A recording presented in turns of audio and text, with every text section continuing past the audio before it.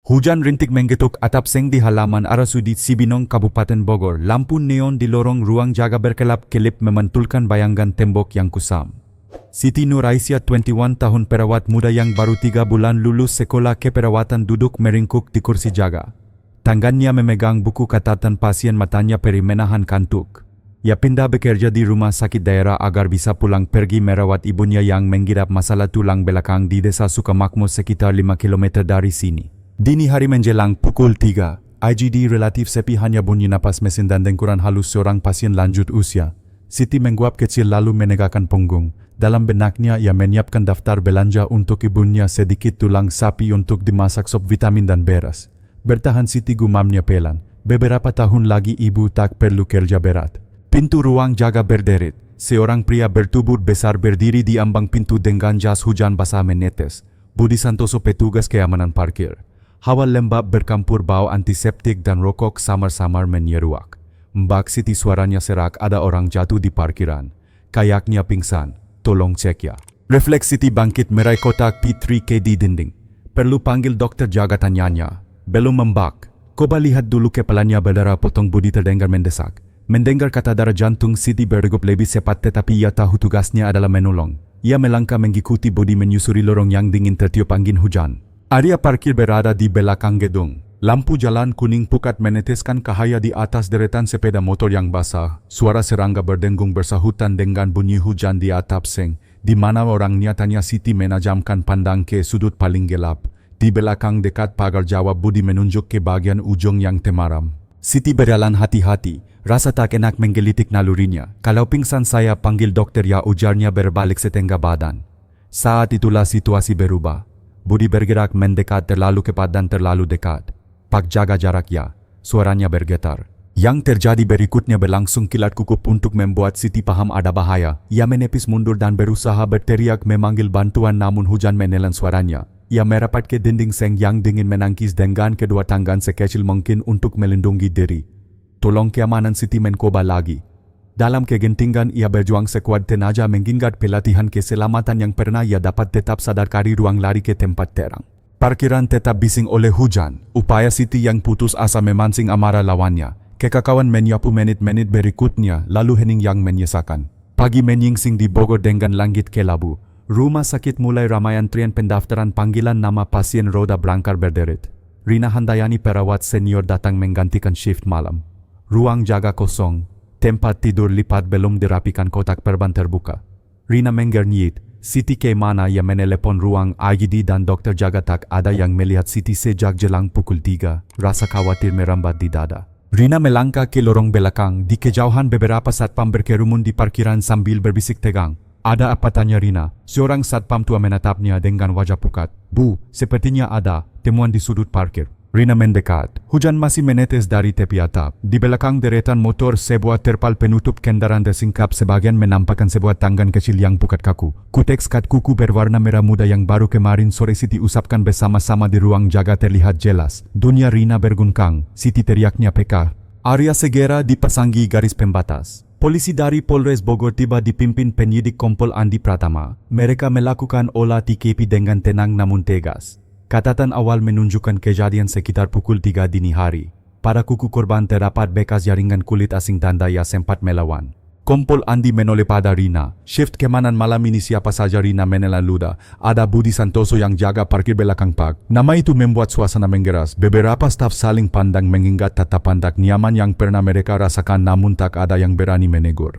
Menjelang siang, petugas membawa seorang pria ke ruang pemeriksaan. Jas hujannya sudah kering tetapi sorot matanya gelisah. Bapak tahu kenapa diminta hadir? Tanya Kompol Andi datar. Pria itu menunduk. Saya diminta bantu jelaskan soal parkiran. Kamera CCTV diperlihatkan. Gambar buram di bawah hujan menampakkan Siti berjalan bersama pria berseragam keamanan menuju sudut parkir pada pukul 03.07. Setelah itu tak ada rekaman. Siti kembali ke lorong ruangan hening. Yang terdengar hanya detak jam dinding dan derik hujan menetes. Rina menggenggam buku catatan Siti yang diambil dari ruang jaga. Pada halaman terakhir tertulis 03.00 pasien ranjang 6 stabil. Ingat beli vitamin untuk ibu. Tulisan itu terhenti di tengah kalimat seperti napas yang direnggut paksa oleh malam. Di luar sirene ambulans meraung singkat, kota bergulir seperti biasa. Toko buka, anak sekolah menyeberang, pedagang bubur memanggil pelanggan. Sementara di dalam resort Cibinong sebuah kehilangan mulai menebarkan dingin yang tak mudah hilang. Suasana di resort Cibinong berubah mensekam. Garis kuning polisi membentang di area parkir menutup akses bagi siapapun selain penyidik. Beberapa warga yang datang berobat berhenti sejenak berbisik cemas melihat kerumunan petugas. Kompol Andi Pratama jongkok di samping jenazah Siti yang sudah ditutup kain putih. Wajahnya tegang. Ia menoleh pada dokter forensik yang baru tiba dari Jakarta. Perkiraan waktu kematian tanyanya singkat. Dokter itu menghela napas menulis cepat di formulir. Sekitar pukul 3 lewat sedikit pak. Ada tanda perlawanan jelas di tangan korban.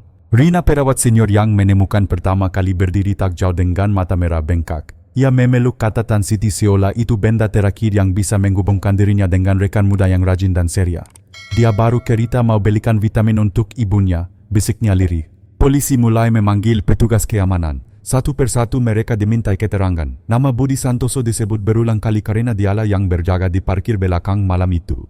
Ketika dipanggil, Budi duduk di kursi lipat dengan wajah pucat. Tangan besarnya gemetar. Saya kuma. Saya lihat dia keluar, saya kira dia mau periksa parkiran, ungkapnya tak jelas. Kompol Andi mengeluarkan selembar foto hasil tangkapan CCTV. Dalam gambar terlihat Budi berjalan bersama Siti ke arah sudut parkir. Ini jelas saudara yang mengajak korban. Apa yang terjadi setelah itu? Suara Andi berat tegas. Budi terdiam menunduk dalam-dalam. Beberapa menit hening, lalu terdengar isak tertahan dari Rina yang menyaksikan.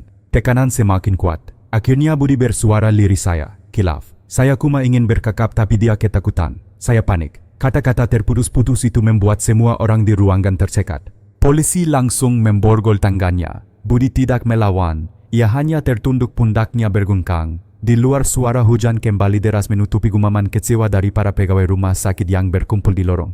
Astaga, orang yang harusnya jaga keamanan malah, bisik seorang dokter muda. Sore hari kabar duka menyebar cepat ke desa Sukamakmur, kampung halaman Siti. Rumah kecil beratap seng di ujung jalan besek dipenuhi tetangga yang datang melayat. Ibunda Siti, seorang perempuan renta dengan tongkat di tangan, hanya bisa duduk terpaku menatap foto putrinya dalam balutan seragam putih. Air matanya seolah telah kering digantikan tatapan kosong yang menembus ruang. Di rumah sakit, para tenaga medis menggelar doa singkat. Lilin dinyalakan di lorong tempat Siti biasa berjaga. Rekan-rekannya menaruh bunga mawar putih di atas meja kerjanya. Kursi plastik biru yang setiap malam dipakai Siti dibiarkan kosong seakan menunggu ia kembali. Kompol Andi memimpin rapat kecil dengan tim penyidik. Kita sudah punya bukti CCTV, kesaksian saksi dan pengakuan awal. Besok Budi akan dibawa ke Mapolres untuk pemeriksaan lebih lanjut. Ia menutup map berisi dokumen, matanya menyapu ruangan. Tugas kita bukan hanya menegakkan hukum tapi juga memberi rasa aman bagi mereka yang masih setia bekerja di sini. Malam itu hujan masih turun. Rina kembali ke ruang jaga, duduk di kursi yang biasanya ditempati Siti. Di atas meja masih tergeletak pulpen biru dengan tutup retak yang sering dipakai Siti. Rina menggenggamnya erat. Tenanglah Dik, keadilan akan datang, bisiknya sambil menatap langit-langit yang basah oleh bayangan cahaya lampu neon. Kabar tentang tragedi di resort Cibinong cepat menyebar ke seluruh Kabupaten Bogor. Media lokal memberitakan secara intens, menyebut kasus ini sebagai tamparan keras bagi keamanan fasilitas publik. Foto Siti dengan senyum ramah dalam seragam putih terpampang di halaman depan koran pagi. Judul besar, Malaikat Penolong Gugur di Tempat Tugas. 2 minggu setelah penangkapan, proses hukum dimulai di Pengadilan Negeri Bogor. Aula sidang penuh sesak. Warga, mahasiswa kedokteran bahkan aktivis perempuan hadir untuk menyaksikan jalannya persidangan. Di barisan depan, Ibunda Siti duduk dengan kerudung hitam ditemani beberapa tetangga dari desa Sukamakmur. Matanya kosong seakan semua air mata sudah habis. Terdakwa Budi Santoso dibawa masuk dengan tangan terborgol. Wajahnya terus, rambutnya akak-akakan. Ia menunduk dalam, tidak berani menatap pengunjung sidang. Bisik-bisik mengiringi langkahnya, sebagian bernada marah, sebagian bernada iba namun kecewa. Jaksa penuntut umum membakakan dakwaan dengan suara lantang. Terdakwa sebagai petugas keamanan justru menyalahgunakan posisi dan kepercayaan. Perbuatan ini tidak hanya menghilangkan nyawa korban tetapi juga menghancurkan rasa aman masyarakat. Kami menuntut hukuman berat. Setiap kata terasa menekan dada para hadirin. Ibunda Siti menutup wajah dengan kedua tangannya, bahunya bergetar. Seorang tetangga meraih lengannya berusaha menenangkan. Pengacara terdakwa mencoba membela dengan alasan khilaf dan tanpa rencana. Namun Hakim Ketua Ibu Sri Wahyuni menegaskan apapun alasan tindakan yang menyebabkan hilangnya nyawa orang lain adalah pelanggaran serius, apalagi dilakukan di tempat yang seharusnya menjadi ruang penyembuhan. Rina Handayani dipanggil sebagai saksi. Ia melangkah dengan gugup namun suaranya mantap. Siti itu adik bagi kami, dia rajin selalu tersenyum. Malam sebelum kejadian dia sempat berkanda dengan saya soal kodeks baru. Dia tidak pantas berakhir seperti ini. Suaranya pekat di akhir kalimat membuat ruang sidang hening. Jaksa lalu menunjukkan barang bukti catatan pasien milik Siti yang terhenti di tengah kalimat. Bukti ini sederhana namun membuktikan betapa korban masih memikirkan ibunya saat terakhir kali mencatat. Hidupnya terhenti tiba-tiba. Banyak orang di ruang sidang menundukkan kepala menahan tangis. Di luar gedung sekelompok mahasiswa membentangkan spanduk lindungi tenaga medis tegakkan keadilan. Mereka menyalakan lilin berdoa bersama untuk menggenang Siti. Aksi ini diliput media nasional membuat kasus tersebut menjadi sorotan luas. Hari itu sidang belum memberikan putusan. Hakim menunda untuk mendengarkan saksi, ahli forensik dan saksi tambahan. Namun bagi keluarga dan rekan-rekan Siti hanya ada satu harapan keadilan yang setimpal. Malamnya Rina kembali ke rumah sakit. Ia melewati lorong IGD yang terang benderang. Meski ramai ia masih merasakan dingin merayap setiap kali melintasi area parkir belakang. Di sana kini terpasang kamera baru dan lampu sorot. Namun bayangan tragedi tetap tertinggal. Di ruang jaga kursi plastik biru masih ada. Di atas meja rekan-rekan menaruh bongga sega setiap hari. Rina duduk menatap meja kosong dan berbisik pelan, tenanglah dik, semua orang berjuang agar engkau mendapat keadilan. Langit Bogor malam itu diguyur hujan deras. Rintiknya menutup suara kota seolah ikut menangisi seorang malaikat kecil yang pergi terlalu cepat. 3 bulan setelah tragedi, ruang sidang pengadilan negeri Bogor kembali dipenuhi. Dari pagi antrean warga sudah menggular di halaman. Media menyiapkan kamera menunggu momen putusan. Kasus ini menjadi perhatian nasional. Seorang tenaga medis muda yang kehilangan nyawa saat bertugas dan seorang petugas keamanan yang menyalahgunakan kepercayaan. Hakim Ketua Ibu Sri Wahyuni memasuki ruangan dengan langkah mantap. Semua orang berdiri lalu kembali duduk. Wajah tegas hakim mencerminkan beban berat yang ia pikul. Di sisi kiri jaksa penuntut menata berkas dakwaan, di sisi kanan pengacara terdakwa terlihat gelisah. Budi Santoso dibawa masuk. Seragam tahanan oranye melekat di tubuhnya yang makin kurus. Ia menunduk dalam, tidak berani menatap kursi pengunjung yang penuh dengan wajah marah maupun iba. Suara bisik-bisik memenuhi ruang lalu hening ketika hakim mulai bicara. Setelah mempertimbangkan fakta persidangan, keterangan saksi, barang bukti dan pengakuan terdakwa, suara hakim bergema pengadilan menyatakan terdakwa terbukti bersalah atas perbuatannya yang menghilangkan nyawa orang lain. Tindakan ini menimbulkan keresahan luas dan melukai rasa kemanusiaan. Ruangan tegang. Beberapa orang menahan napas. Ibu Siti yang duduk di barisan depan dengan kerudung hitam menggenggam erat foto anaknya, tangannya gemetar. Hakim melanjutkan dengan ini pengadilan menjatuhkan hukuman pidana penjara seumur hidup kepada terdakwa Budi Santoso. Sejenak hening lalu terdengar isak tangis pekak dari barisan keluarga Siti. Sejumlah mahasiswa yang hadir bertepuk tangan pelan sebagai tanda setuju atas keputusan tegas itu. Namun sebagian warga masih bersuara lantang, kenapa bukan hukuman terberat? Budi menunduk bahunya bergetar. Saya menyesal yang mulia, katanya dengan suara parau. Tapi tidak ada tatapan simpati di ruangan. Semua mata tertuju pada Ibunda Siti yang tetap diam menatap kosong ke arah majelis hakim. Di luar gedung ratusan orang menyalakan lilin. Spanduk bertuliskan keadilan untuk Siti terbentang lebar. Mereka meneriakkan yel-yel singkat. Lindungi tenaga kesehatan. Media nasional menyiarkan langsung dan tagar keadilan untuk Siti menjadi trending di media sosial. Hari itu putusan seumur hidup dianggap sebagai langkah maju. Bagi sebagian orang hukuman itu cukup berat untuk memberi pesan keras. Namun bagi keluarga tidak ada vonis yang mampu mengembalikan Siti. Malamnya di Tersut Cibinong, para perawat dan dokter berkumpul di lorong utama. Mereka menggela doa bersama. Lilin disusun membentuk huruf simbol nama Siti. Rina Handayani berdiri di depan membakakan doa dengan suara bergetar. Kami berjanji perjuanganmu tidak sia-sia. Kami akan terus bekerja melayani dengan lebih hati-hati, dengan lebih berani. Lampu rumah sakit berkilau di bawah hujan tipis. Suasana haru bercampur semangat baru. Tragedi itu meninggalkan luka tetapi juga menyalakan kesadaran bahwa keamanan dan martabat tenaga medis harus dijaga bersama. Di rumah kecil desa Sukamakmur, Ibu Siti duduk di depan meja kayu sederhana. Foto putrinya berdiri di antara bongga melati putih yang menyeka matanya perlahan. Nak, kau sudah tenang, ibu akan kuat. Suaranya nyaris tak terdengar, tenggelam dalam rintik hujan malam. Beberapa bulan setelah vonis dijatuhkan, kehidupan di Tersut Cibinong perlahan kembali normal. Namun jejak tragedi itu tidak pernah benar-benar hilang. Setiap perawat yang berjaga malam melewati lorong menuju parkiran akan selalu teringat wajah muda Siti Nuraisyah. Manajemen rumah sakit bergerak cepat. Kamera CCTV dipasang di setiap sudut, lampu sorot baru menerangi area parkir dan jadwal patroli satpam diatur ketat. kita tidak boleh mengulang sejarah kelam ini, kata Direktur Rumah Sakit dalam sebuah rapat terbuka. Para staf mengangguk setuju meski hati mereka masih menyimpan luka. Rina Handayani, perawat senior, kini menjadi koordinator shift malam. Ia memastikan tidak ada staf yang berjaga sendirian. Kami belajar dari kehilangan Aisyah. Keamanan harus menjadi prioritas sama pentingnya dengan obat dan perawatan, ujarnya kepada wartawan lokal. Di luar rumah sakit, masyarakat juga berubah. Komunitas mahasiswa kesehatan di Bogor mengadakan kampanye Safe Night Shift, mendorong adanya pelindungan tambahan bagi tenaga medis yang bekerja larut malam. Poster wajah Siti dengan tulisan "Jaga mereka yang menjaga kita" terpampang di kampus-kampus. Ibunda Siti meski masih berduka mulai menerima tamu-tamu dari berbagai komunitas yang datang memberi dukungan. Di rumah sederhana di Desa Sukamakmur, ia sering duduk di teras sambil bercerita tentang putrinya. "Dia anak baik, selalu ingat beli obat untuk saya," katanya pelan. Para tamu mendengarkan dengan mata berkakak-kakak. Setiap Jumat sore tetangga bergiliran datang membawa bunga untuk ditaruh di makam Siti. Makam itu terletak di lereng kecil di tepi desa dinaungi pohon Kamboja yang mekar putih. Bunga ini tanda kami tak lupa, ukap seorang anak sekolah sambil menaruh setangkai melati. Media nasional menulis kisah Siti sebagai simbol perjuangan tenaga medis muda. Artikel di sebuah majalah kesehatan menutup dengan kalimat "Meski tubuhnya tiada semangatnya tetap hidup di setiap langkah perawat yang menolong dengan hati."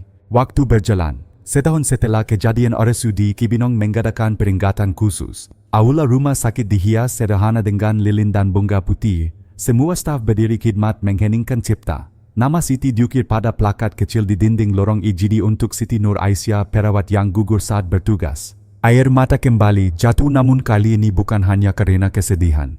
Ada juga rasa bangga karena nama Siti kini menjadi pengingat abadi tentang keberanian dan dedikasi. Di desa ibunya duduk di depan rumah menatap langit senja. Awan tipis berarak matahari memancarkan cahaya kemasan. Ia berbisik lirina, "Kau tidak sia-sia. Orang-orang mengingatmu. Ibu akan terus mendoakanmu." Angin sore berhembus lembut seolah membawa bisikan balasan dari alam ketenangan. Bogor kembali sibuk dengan lalu lintas pasar dan sekolah. Namun di hati banyak orang, terutama para tenaga medis muda, nama Siti Nur Aisyah tetap menjadi doa dan semangat. Sebuah cerita pahit yang menumbuhkan kesadaran bahwa setiap nyawa yang merawat juga harus dirawat dan dijaga. Setahun lebih sudah berlalu sejak kepergian Siti Nur Aisyah. Desa Sukamakmur tampak kembali tenang, anak-anak bermain di lapangan, ibu-ibu menjemur pakaian di halaman dan para petani sibuk di sawah. Namun di sebuah rumah sederhana beratap seng di ujung desa, suasana hening masih menyelimuti. Di teras rumah itu duduk seorang perempuan renta dengan tongkat kayu, di sampingnya ibunda Siti. Setiap pagi ia menyalakan dupa kecil di depan foto putrinya. Foto itu dipasang di atas meja kayu bersama bunga segar yang selalu diganti tetangga. "Nak, hari ini kera. Ibu harap kau tenang di sana," bisiknya. Air mata jarang keluar lagi, bukan karena luka telah sembuh, melainkan karena tangisnya sudah kering sejak lama. Meski begitu, kehidupan harus terus berjalan. Dengan bantuan tetangga, sang ibu mulai menanam sayuran di pekarangan, kangkung, cabai dan tomat. Hasilnya ia jual ke pasar desa. Ini untuk mengisi waktu, kata seorang tetangga yang rajin membantu. Sang ibu tersenyum tipis, ya agar tidak terlalu banyak melamun. Komunitas kesehatan dari Bogor kerap datang memberi dukungan. Mereka mengadakan bakti sosial di desa, memeriksa kesehatan warga dan membawa obat-obatan. Setiap kali datang mereka selalu singgah ke rumah ibunda Siti. "Bu, semangat ibu jadi inspirasi bagi kami," ukap seorang mahasiswa kedokteran sambil menyerahkan bingkisan sembako. Wajah ibu itu berkerut menahan haru. Makam Siti di tepi desa kini tak pernah sepi. Bunga selalu terhampar di atas tanah merah dan pohon Kamboja di sampingnya menjatuhkan kelopak putih setiap sore. Anak-anak sekolah sering mampir sepulang belajar, duduk sejenak lalu berdoa pelan. Nama Siti bagi mereka bukan hanya kisah sedih tetapi juga teladan tentang keberanian. Di RSUD Cibinong, plakat peringatan dengan nama Siti dipoles rapi setiap bulan. Rina Handayani, rekan sekaligus kakak angkatnya, kini menjadi kepala ruangan IGD. Setiap kali melihat plakat itu ia menepuk dada seakan berjanji, "Adik, aku akan terus melanjutkan langkahmu." Media sempat menulis ulang kisah Siti pada peringatan setahun. Artikel itu berjudul "Malaikat Kecil dari Sukamakmur". Isinya bukan sekadar menggenang tragedi, melainkan menekankan perubahan yang lahir darinya sistem. Keamanan rumah sakit diperketat, kesadaran publik meningkat, dan solidaritas tenaga medis menguat. Suatu sore ibunda Siti duduk di beranda rumah menatap langit jingga. Angin berhembus membawa aroma tanah basah. Ia tersenyum samar lalu berbisik, "Nak, lihatlah, banyak orang mendoakanmu. Ibu tidak sendiri lagi." Di hatinya ia merasakan kehadiran putrinya yang seolah berbisik lembut, "Ibu, aku bahagia jika ibu kuat." Desa kecil itu kembali hidup, namun nama Siti tetap melekat sebagai cahaya yang tak padam, cahaya yang lahir dari pengorbanan dan terus menyala di hati mereka yang mengenalnya 2 tahun setelah malam kelam di Resort Cibinong. Nama Siti Nur Aisyah tidak pernah benar-benar hilang dari ingatan publik. Di ruang-ruang kuliah Fakultas Keperawatan, dosen sering menyebut kisahnya sebagai pelajaran berharga tentang keberanian sekaligus pentingnya perlindungan tenaga medis. Aisyah mengajarkan kita bahwa profesi perawat bukan hanya soal ilmu tapi juga soal nyawa dan keberanian, ungkap seorang dosen di Universitas Indonesia. Di tingkat nasional, Kementerian Kesehatan meluncurkan program Shift Aman yang mewajibkan rumah sakit menyediakan sistem keamanan ganda untuk perawat malam. Banyak media menulis bahwa kebijakan ini tak lepas dari tragedi di Cibinong. 1 korban sejuta kesadaran, tulis sebuah surat kabar. Di Resort Cibinong sendiri, setiap ulang tahun rumah sakit diadakan momen hening cipta untuk mengenang Siti. Plakat peringatan dengan namanya ditempatkan di pintu masuk IGD. Setiap staf baru diwajibkan membaca kisahnya agar sadar akan tanggung jawab besar yang mereka emban. Bagi rekan-rekannya, semangat Siti tetap hidup. Rina Handayani kini sering memberi motivasi pada perawat muda. Kalau lelah, ingat Aisyah, dia tidak sempat melihat masa depannya tapi kita bisa melanjutkan. Kata-kata itu selalu membuat suasana hening lalu menyalakan tekad baru. Di desa Sukamakmur, Ibunda Siti semakin sepuh. Rambutnya memutih, langkahnya pelan tapi wajahnya lebih tenang. Setiap Jumat sore dia berjalan dengan tongkat menuju makam putrinya. Di sana ia menaruh bunga melati putih dan berdoa. Nak, orang-orang masih ingat padamu. Kau tetap hidup dalam doa mereka. Anak-anak sekolah sering ikut menemaninya. Mereka menaruh kertas kecil berisi tulisan tangan, kami ingin jadi perawat sekuat Kak Aisyah. Sang ibu membacanya dengan mata berkakak-kakak lalu tersenyum. Nak, kau jadi teladan. Sore itu langit Bogor berwarna kemasan setelah hujan reda. Cahaya matahari menembus pepohonan jatuh ke makam sederhana yang bertuliskan nama Siti. Kelopak bunga Kamboja berguguran menebar aroma lembut. Suasana hening namun damai. Kisah Siti bukan lagi sekadar berita tragis. Ia telah berubah menjadi simbol-simbol bahwa pengabdian seorang anak desa bisa memberi arti bagi banyak orang. Bahwa dari sebuah kehilangan lahir kekuatan baru yang menyatukan komunitas medis, masyarakat dan pemerintah. Warisan nama Siti Nur Aisyah kini abadi. Ia hidup dalam doa ibunya, dalam langkah rekan-rekannya dan dalam semangat generasi muda yang bersita-cita merawat sesama. Hujan boleh turun, waktu boleh berjalan, tetapi cahaya itu tetap menyala.